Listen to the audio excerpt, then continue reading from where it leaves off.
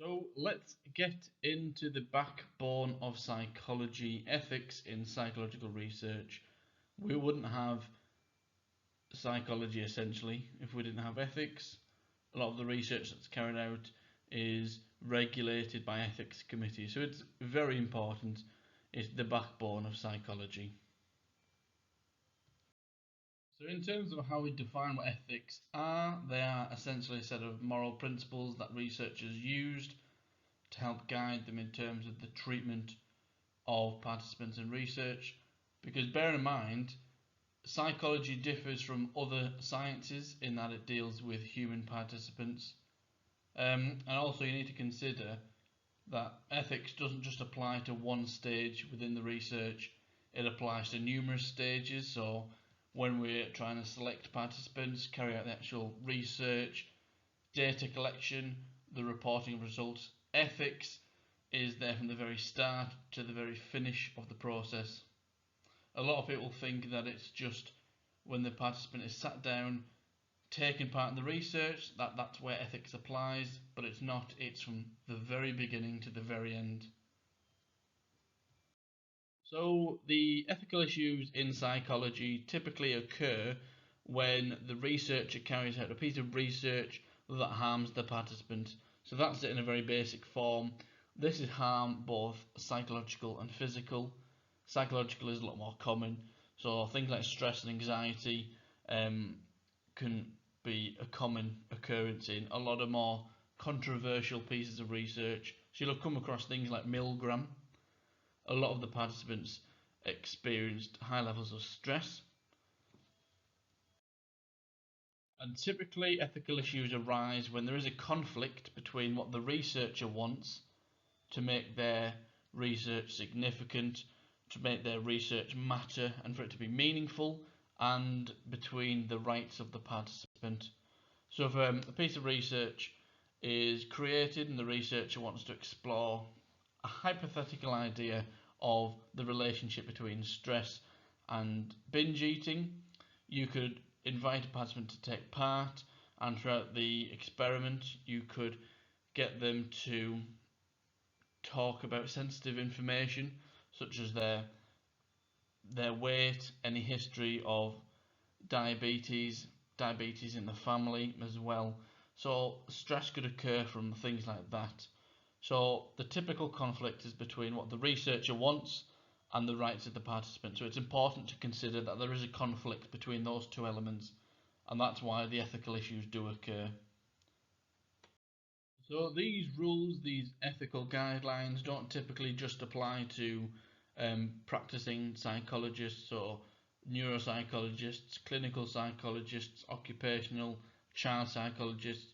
These ethical guidelines need to be acknowledged by individuals who attend college to study psychology, university students who study psychology, because for example, if you go to university, do psychology, you want to carry out a piece of research, which typically you do in your third and final year, you will have to put your idea to the ethics committee for them to say it's okay for you to carry out the research. Is it too unethical? Is it does it take into account ethics, and therefore you can carry out the research? Because sometimes, and it does happen a lot, that ethics committees will be faced with these ideas put forward by psychology students, for example, and they will turn down the research because it's too unethical, it might cause too much psychological harm for the sample involved. And it might just be a case of the sample involved is too young, so therefore they need to up the level of age. So if they're going from looking at 12 to 15-year-olds, they might have to look at 20 to 24-year-olds instead. So we'll start talking about confidentiality. That's the first one we will discuss. So individuals within the research, they have a right to privacy. So this essentially means that you cannot read a piece of research and you can pinpoint who's taken part in that research. So if I took part in a piece of research and my next door neighbour came across the research, they couldn't say, right, Jamie is clearly in this research because I can tell. His name is there, all key characteristics of him are there. So it's the whole idea of keeping them private. All personal information, all personal data needs to be kept confidential. So you shouldn't be able to identify and pair up whose data belongs to whom. Participants need to be kept anonymous as well. And a lot of the time, researchers will do this by generating either pseudonyms or made up names. Instead of me being Jamie, I'd be called Mike. Or they're assigned letters or numbers or a combination of letters and numbers. So they might go by 0, A, 1, and then the next participant might be 0, A, 2, and so on. So they're kept anonymous. An example of a confidentiality breach in research, a popular piece of research, was by John Bowlby, and the basic fact that links confidentiality to this is a lot of the participants' names, so first names, were published in the research. Obviously this is 1944. In terms of research now, this really wouldn't happen because the ethics committees that we have now, the ethical guidelines that researchers are bound by, are very strict, and the guidelines are very thorough in terms of what can and can't be in research. But John Bowlby broke this by including participants' names, first names, in the research. The right to withdraw this is quite an interesting one.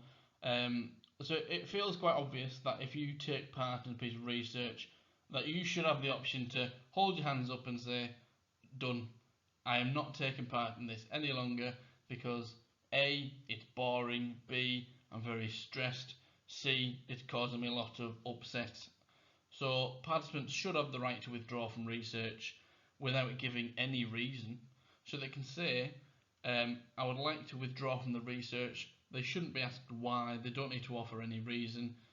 They also should be able to withdraw any data.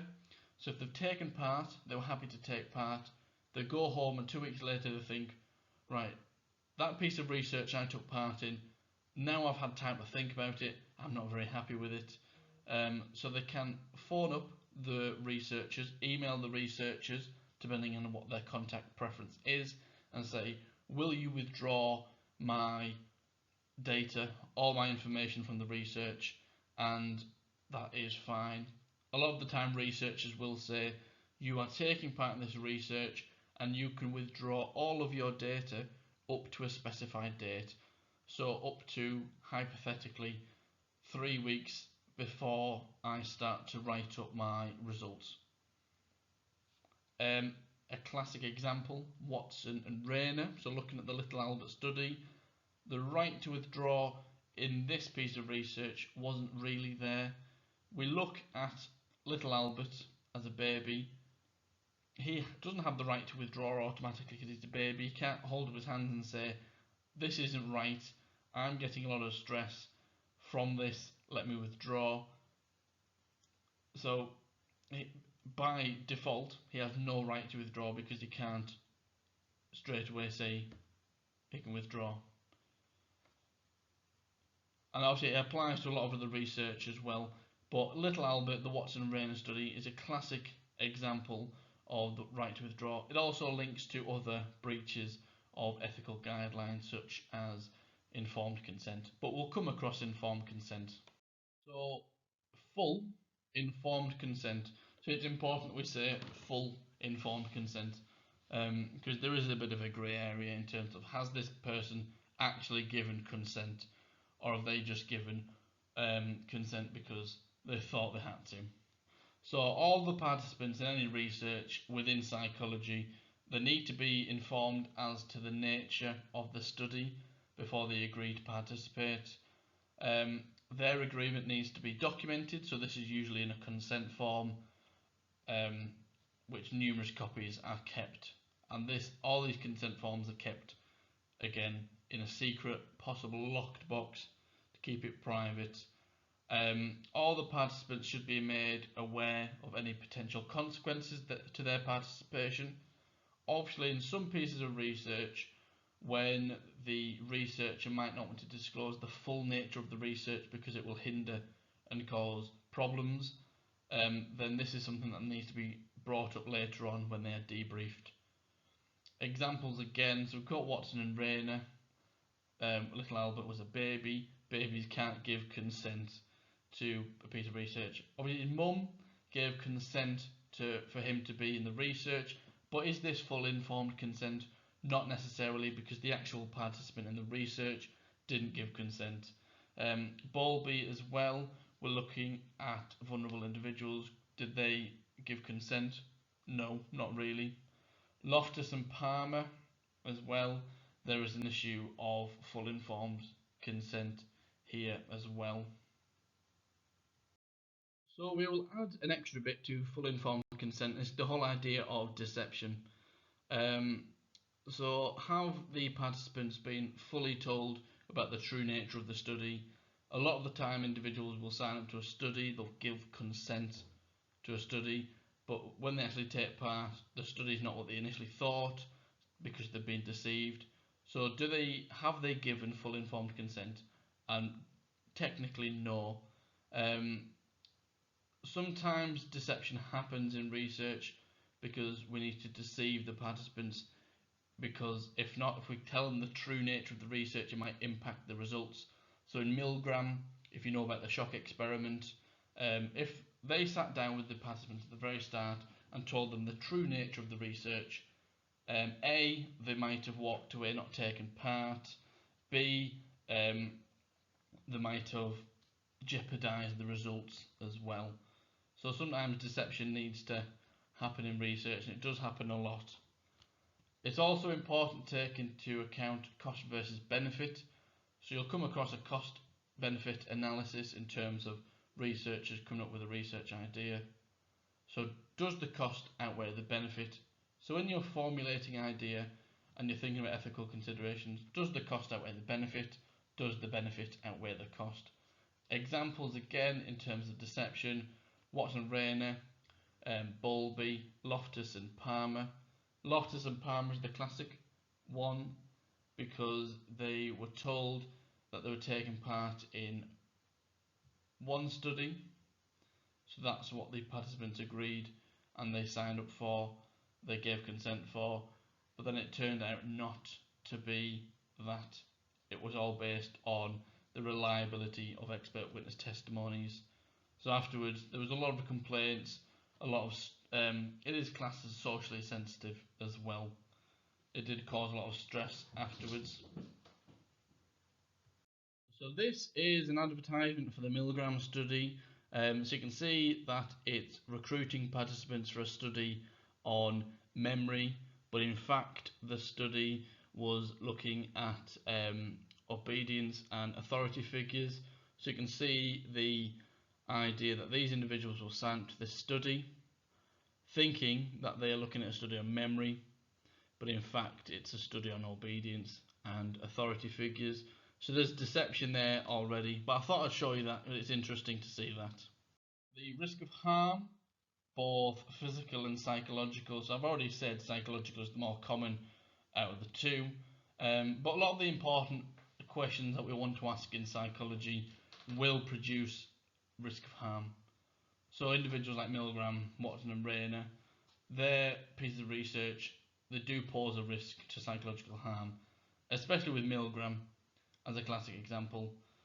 It's important to consider that when we create research, a lot of these researchers will do their best to try and protect the participants, but a lot of the times we cannot guarantee protection from harm or full protection from psychological harm, because we need to bear in mind that it depends on who we've got in the research.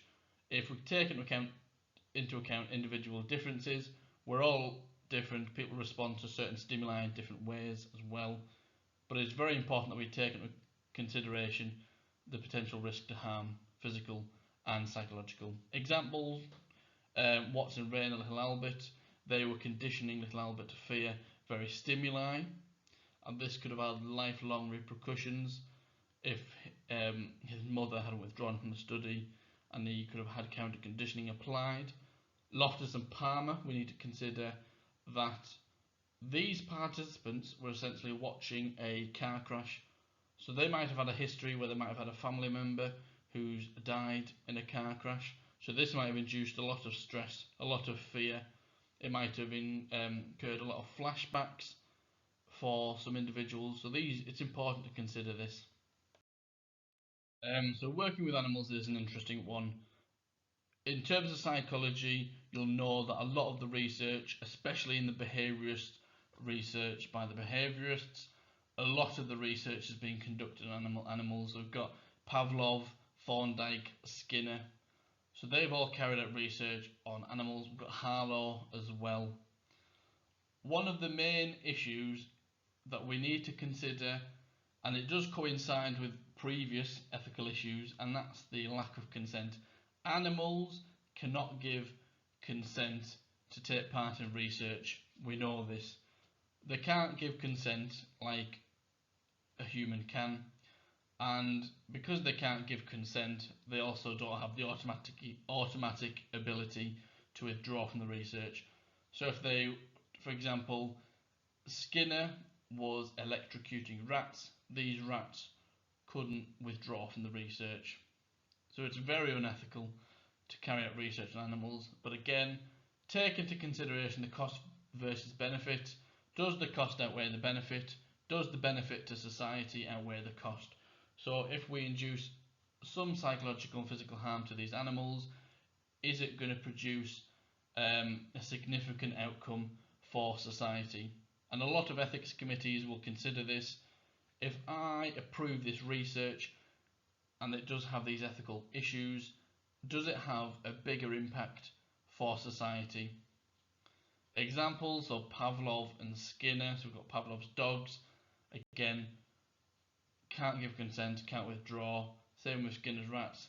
Potential physical harm as well, especially in the Skinner's study.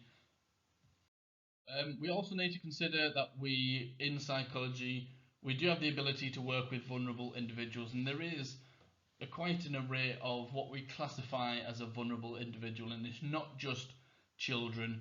So the British Psychological Society does consider children who are under the age of 16 are vulnerable individuals, people with learning or communication difficulties, patients in care, people in custody or on probation, and people engaged in illegal activities such as drug misuse. These are all classed as vulnerable individuals in research. One of the main things to consider, so if we've got a child, we've got someone with a learning difficulty, do they fully understand what they are taking part in? And if they don't fully understand, can we get consent? A lot of the time we can try and get consent from parents, from next of kin, from carers, but it's important that the actual participant is fully aware of the research, otherwise it does cross a lot of boundaries in terms of ethics. Bowlby and Watson and Rayner, so we need to consider in both studies that we had young vulnerable individuals, possibly more so in terms of the Bowlby study because there was a lot more individuals who took part and they were vulnerable in terms of their age, in terms of their background, potential illegal activities. Obviously the Watson and Rayner Little Albert study, very unethical in terms of utilising a very young child for the sake of research. So it's important to consider working with vulnerable individuals in research. So privacy, there is an issue with the invasion of privacy. This happens a lot in observations, in field experiments. So where an individual is observing someone without their consent, if they're observing someone in a cafe, in a pub, and these potential participants, they don't know that they're being observed, they haven't given consent, they don't have the right to withdraw, there is the element of deception as well. A piece of research which you can go away and look at is the Hoffling hospital experiment. So I recommend you having a look at that. It was a field experiment, very big and influential within psychology. So I recommend you going away and having a look at the Hoffling hospital experiment. So now we've got all these ethical issues that we've considered. How do we manage these potential risks that are created by ethical issues? So how do we manage the lack of fully informed consent deception, privacy as well, psychological harm. So we need to consider this. In the UK, for the UK based psychologists, the main professional psychological body that governs practicing psychologists is the British Psychological Society. So they have produced the Code of Human Research Ethics that talks about how researchers can carry out research, how they need to implement ethics, how they can take into account ethics and reduce ethical implications in their research. The Code of Human Ethics manual is changed every few years, so they don't just stick with one copy, they do change it and review it every few years. But in the UK, for psychologists, so if you're a child psychologist, you are governed by the BPS, the British Psychological Society, and you can access this Code of Human Research Ethics online as well. So there's the Code of Ethics and Conduct manual as produced by the British Psychological Society. So you can have a look at that. It's very interesting, very in depth as well. If you go into psychology, make sure you are quite familiar with it, because in terms of what we have discussed, it goes into that in a lot greater depth as well. So we'll quickly discuss the ways of managing the issues, the ethical issues. This is a summary of the Code of Human Research Ethics. So we'll look at confidentiality, informed consent, deception and debriefing, and then we'll look at the rest afterwards. So in terms of confidentiality, we already know, we've already stated that all participants, information about them, all of their data needs to be kept anonymous. Each individual, each participant, they should not be able to be identified, so their names should be withheld when their data is reported. So in the results section, you don't include their name alongside any data. And I've already said, in terms of being anonymous, you will opt for a pseudonym or a code in terms of letters and numbers. Informed consent, in terms of how we can manage this, we need to be fully aware, if we're going to get full informed consent, that the participants are fully aware of the objectives of the research, what the researcher is looking to investigate of them, what will be required of them in terms of what they'll have to do in the research, how long it will last as well. Usually they will be given an information sheet, an information document, which they can keep a copy of, which gives them a bit of a background of the research, what the researcher is looking for, and then it's at that point, once they've read the information, once they've been given all this information, they can then opt to give consent and take part in the research. Also with deception, so we should try as best we can to not mislead any of the participants throughout the investigation from start to finish. However, sometimes the participant being unaware of the true nature can be beneficial for the research. So in the case of Milgram, but in terms of getting around this, if we include any element of deception in the research, we need to include debriefing. So this links onto debriefing. When the study ends, the participant, they need to be thanked for taking part in the research. They need to be given a written or given a verbal appraisal of the study in terms of a debrief. But this is where the researcher has the opportunity to tell them again about the research, tell them about the true nature, tell them about if anything was kept secret from the beginning and throughout. This is the chance for the research to hold up the hands and say, thank you for taking part. The actual true nature of this study was looking into obedience, looking into conformity, reliability of eyewitness testimony as well. And a lot of the times at this point, the participants will be given guidance on where they can seek further information, further help as well. So if they took part in a piece of research that looks at bereavement, they might be given resources, information on where they can seek help for bereavement and loss as well. So again, the Code of Human Research Ethics In terms of the right to withdraw, they have laid down very clear guidelines for this. So in terms of the beginning part of the research, when the researcher asks the participant to take part, they also give them the chance then to withdraw. They confirm to them that they understand that they can withdraw at any point up to a specified date. When they have finished the research, when they are debriefed, it's at this point they will remind the participant that they can withdraw from the study. They have the right to withdraw.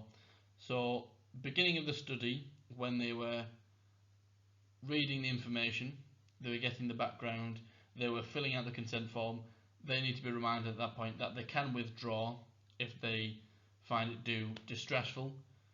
When they are debriefed, they are reminded then that they have the right to withdraw, and it needs to be emphasised to the participant that they can withdraw from the study. They can withdraw data at a later point without giving any reason. They don't need to say why they're withdrawing. They don't need to say I'm withdrawing because it was a bit sensitive, I'm quite stressed and anxious by it. Protection to the participants. It is the sole responsibility of the researcher to protect the participant, especially when you're dealing with vulnerable individuals, children, individuals with learning difficulties, essentially anyone in the research. Is the sole responsibility of the researcher to ensure that the participant is protected as much as possible. Their taking part in the research doesn't cause any long-term, short-term psychological or physical harm as well.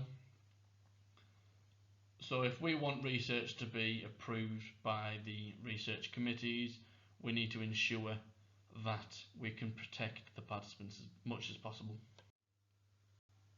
So with working with vulnerable individuals, again, we've already highlighted this briefly. If we are working with vulnerable individuals, one of the issues was consent.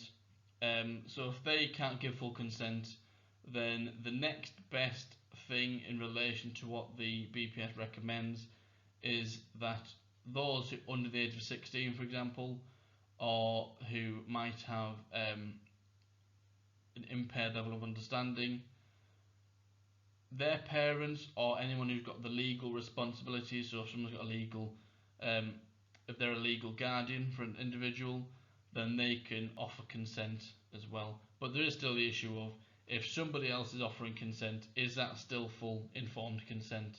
So there is still that issue.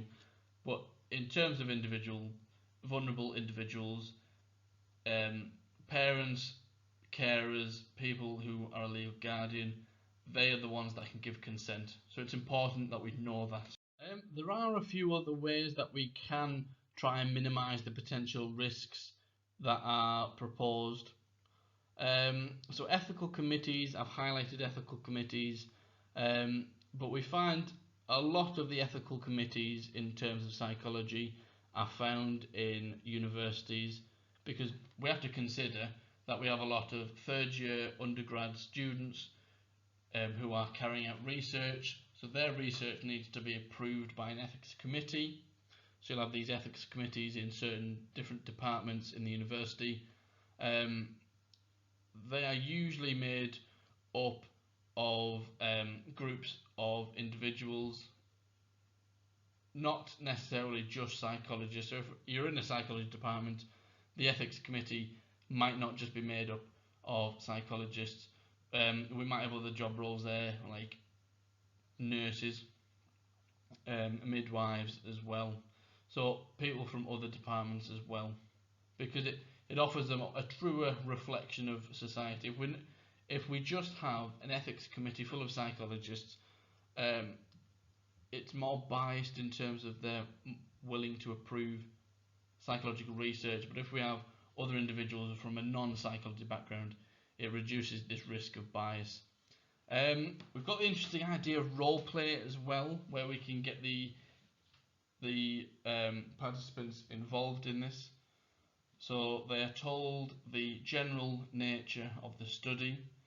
then they are asked to role play and act in a way that they think they should behave. Zimbardo used this method in his research to try and minimise the ethical risks. There is also presumptive content as well. So we can gain this from individuals who are similar to the participants. So similar age groups, similar socio-economic backgrounds as well.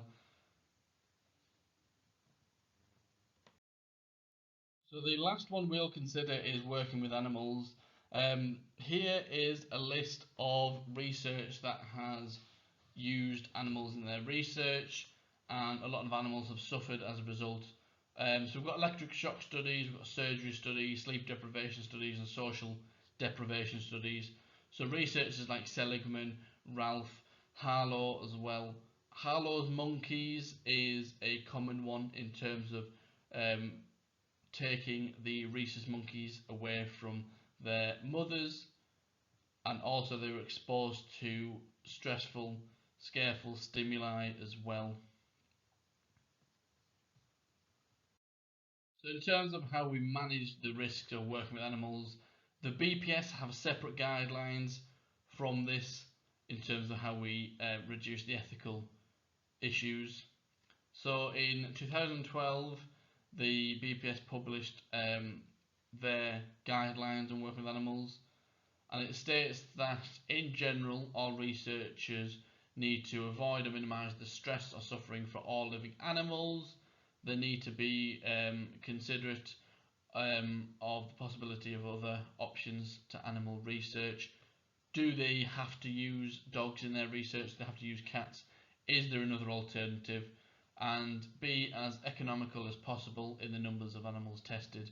So if you are using animals in your research and you are requiring 10 animals, do you have to use 10?